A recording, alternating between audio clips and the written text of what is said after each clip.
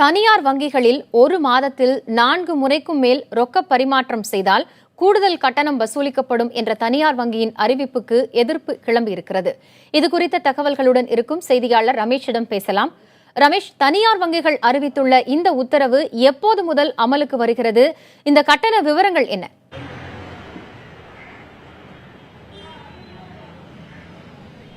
கடந்த 2ஆம் தேதி வியாழக்கிழமை முதல் அமலுக்கு வந்துவிட்டன. குறிப்பாக ஐசிஐசிஐ, HDFC, ஆக்சிஸ் உள்ளிட்ட வங்கிகளில் 4 முறைக்கு மேல் வங்கிகளுக்கு இப்ப நம்ம நேரடியாக பேங்க் போயிட்டு 4 டிரான்சாக்சன் ஒரு அக்கௌண்ட்டுக்கு நீங்க பணம் போடுறதாகட்டும் அல்லது எடுக்கிறதாகட்டும் அந்த டிரான்சாக்சன் 4 முறைக்கு மேல் இருந்தால் 150 ரூபாய். இது 30,000 ரூபாய் அளவு தான். அந்த டிரான்சாக்சன் 30,000 ரூபாய்க்குள்ள இருந்தாதான் அந்த கட்டணம்.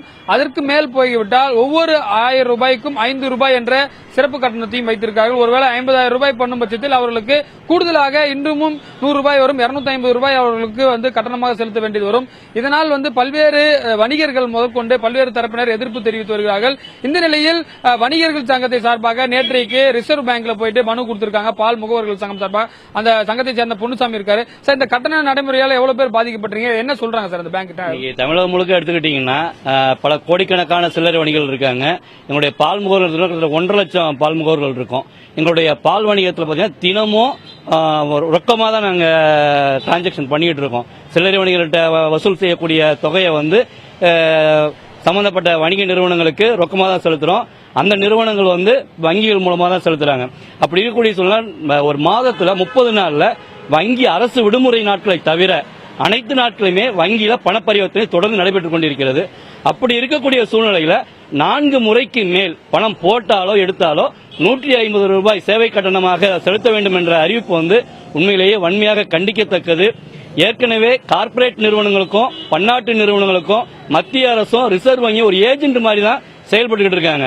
ஏன்னா ரொக்கமில்லா பண பரிவர்த்தனை என்ற பேர்ல கேஷ்லெஸ் எக்கானமின்னு சொல்லி கார்டு தான் யூஸ் பண்ணுன்றாங்க. ஆனா விசா மற்றும் மாஸ்டர் கார்டு இது பாத்தீங்கன்னா பன்னாட்டு நிறுவனங்களுடைய ஏஜெண்டா தான் இருக்கிறாங்க. இதன் மூலம் வரக்கூடிய சேவை கட்டணம் முழுவதும் அந்த பன்னாட்டு நிறுவனங்கள் தான் போய் சேருது. அப்படி இருக்கக்கூடிய சூழ்நிலையில முகவர்கள் பொதுமக்கள் அனைவருமே கடுமையா தொடர்ந்து பாதிக்கப்பட்டு இருக்கோம்.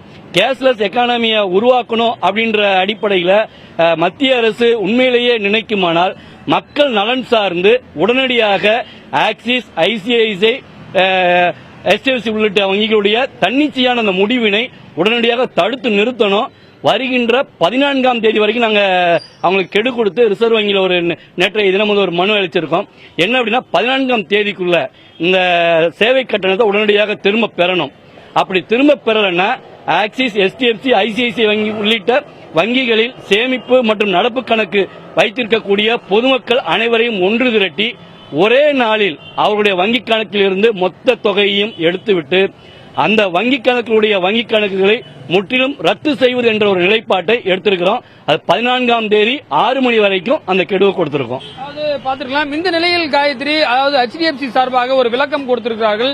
ஏடிஎம்ல பணம் எடுக்கிறதுக்கு ஏற்கனவே இருக்கிற விதிமுறை தான். நிறைய பேர் ஏடிஎம்ல தான் இந்த டிரான்சாக்சன் செஞ்சா பணமா அப்படின்ற மாதிரி ஒரு தகவல் இருக்குன்னு சொல்றாங்க. ஆனா அது மாதிரி இல்ல என்ற ஒரு விளக்கத்தையும் கொடுத்திருக்கார்கள். பணமில்லா வர்த்தகத்தை, கேஷ்லெஸ் என்று சொல்ற ரொக்கமில்லா வர்த்தகத்தை ஊக்குவிக்கிறதுக்கு தான் இது போன்ற நடவடிக்கை ஈடுபட்டிருப்பதாகவும் வங்கிகள் சார்பில் சொல்லியிருக்காங்க. காயத்ரி, ரமேஷ், தனியார் வங்கிகள் சார்பில் அறிவிக்கப்பட்டிருக்கும் இது போன்ற ஒரு அறிவிப்பு தொடர்பாக ரிசர்வ் வங்கி தரப்பிலிருந்து ஏதேனும் விளக்கம் கேட்க முடிகிறதா? அவர்களை தொடர்பு கொள்ள முடிந்ததா? இது தொடர்பாக அவர்கள் தரப்பில் ஏதேனும் சொல்லி இருக்கிறார்களா?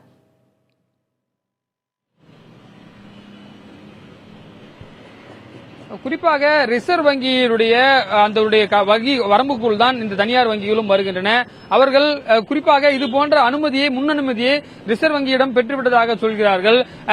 இந்த நிலையில் ரிசர்வ் வங்கி தான் பொதுமக்களுக்கு விளக்க வேண்டிய ஒரு சூழல் இருக்கிறது. ஏனென்றால் அவர்கள் சொல்லக்கூடிய அந்த பிளஸ் பாயிண்ட் என்னன்னு சொன்னீங்கன்னா, நாங்க கேஷ்லெஸ் எக்கானமியை ஊக்குவிக்கிறது, ஏன்னா கவர்மெண்டுடைய பாலிசியை நாங்க ஊக்குவிக்கிறதுக்காக தான் இது மாதிரி பண்றோம். ஏன்னா ரொக்கமா பணம் போடுறவங்களுக்கு தான் இந்த பிரச்சனை. ரொக்கமா 4 முறைக்கு மேல பணம் போடுறவங்களுக்கு தான் பிரச்சனை அப்படின்ற ஒரு கருத்து சொல்றாங்க. பணம் போடுறது எடுக்கிறது தான் பிரச்சனை. மற்றபடி ஏடிஎம் சர்வீஸ்ல நாடு முழுவதும் மற்ற வங்கிகளுக்கு என்ன நடைமுறை இருக்கோ அதுதான் இருக்குன்னு சொல்றாங்க. அவங்க தரப்பு கருத்துகளையும் சொல்றாங்க. இதை ரிசர்வ் வங்கி தான் அவருடைய இணையதள இணையதளத்துல வெளியிடணும். ஏனென்றால் ஒவ்வொரு வங்கிகளுக்கு என்றும் தனித்தனி கொள்கைகள் வச்சிருக்காங்க. ஐசிஐசி பேங்க் அதே போல அவங்களுடைய இணையதளங்களுக்கு போனா குறிப்பா வந்து இந்த டெபாசிட் ஏடிஎம் மெஷின்களே பக்கத்துல கேஷ் டெபாசிட் என்று சொல்லக்கூடிய சிடிஎம் மெஷின்ல இருக்கு. அந்த மெஷின்களையும் பணம் போடுறதுக்கான கட்டுப்பாடுகளையும் கொண்டு வந்திருக்காங்க. குறிப்பா வந்து 2-3 முறைகளுக்கு மேல அதில் பணத்தை போடும் பட்சத்தில் அதற்கும் 150 ரூபாய் கட்டணம் என்று புதிய நடைமுறைகளை கொண்டு வந்திருக்கார்கள். மாதத்தில் முதல் அதாவது 3 வங்கியுமே தனித்தனியா ஒரு விதியை வச்சிருக்காங்க. முதல் 2 முறை செல்பவர்களுக்கு கட்டணம் கிடையாது. இப்ப வந்து டிரான்சாக்சன் ஏடிஎம் சிடிஎம் மெஷின்ல பணம் முதல்ல போறவங்களுக்கு கட்டணம் கிடையாது. 3 முறை 4 முறைக்கு மேல் பயன்படுத்துவதற்கு 150 ரூபாய் கட்டணம் என்று சொல்கிறார்கள். இது தனித்தனியாக அவர்கள் வகுத்திருக்கக்கூடிய கொள்கைகள். இதை வந்து ரிசர்வ் வங்கி தான் தடுத்து நிறுத்த வேண்டும் என்பதும் பல்வேறு வணிகர்கள் மற்றும் பொதுமக்களுடைய கோரிக்கையாக இருக்கிறது. காயத்ரி.